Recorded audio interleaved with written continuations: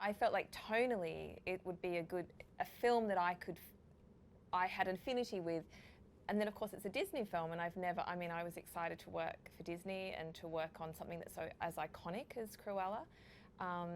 And yeah, to work at this scale. I've never worked at this scale before. I haven't been given this much opportunity to certainly build the amount of sets, the scale of sets. So for me it was a career, certainly a step up for my career, yeah. And I guess, sorry. Well, I was just going to say, we really liked as well that it was rooted in a reality. So kind of it wasn't a fantasy film. It had a grit to it. It was like an indie Disney film. So for the kind of films we worked on together in the past, that still have a relationship with what we're doing now, even though it's Disney and it's kind of a children's film, there's an indie kind of, the HODs are indie, it's Tony script, and the reality of the spaces. Like being London, being homes, being places and streets that people might walk into.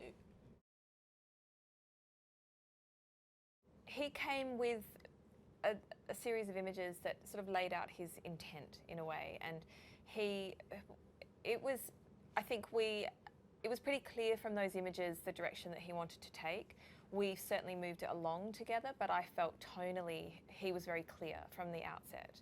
And so I then took those images and built on them. And, I did my own referencing and research and came up with ideas and, sort of tried to embed the film in London in particular. I felt like, for me, I don't come from London, and so it's a real gift. It's lovely for me to really investigate and look at the city and the history of it, and to come up with ways of representing it and things that were interesting and new for me that I hadn't really thought about.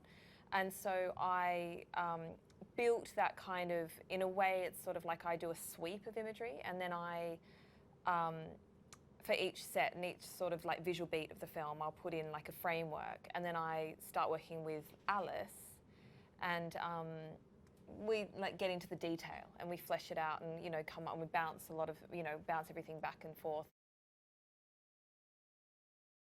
And the house of Baroness warehouse for set decoration-wise was so exciting because the referencing, the photographs that exist of couture houses are extensive, so we could just completely absorb and look at so many images and take elements that we liked from them and then create her world from scratch, which I don't think we've ever had the opportunity to do anything like that before. And down to exactly what pencil she uses and the fabrics that are in there and how the fabrics move around and how the patterns are cut and the crossover with kind of costume and the costumes that are in there. Again, like this huge opportunity to work with. So we had a team that we had with costume that were building toiles and costumes just for the set.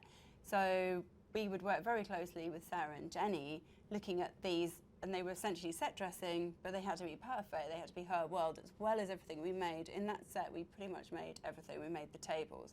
We made the cases that their pencils came in with, their stools, every single thing was bespoke to that warehouse, which was an unbelievable opportunity to like design and make all those things.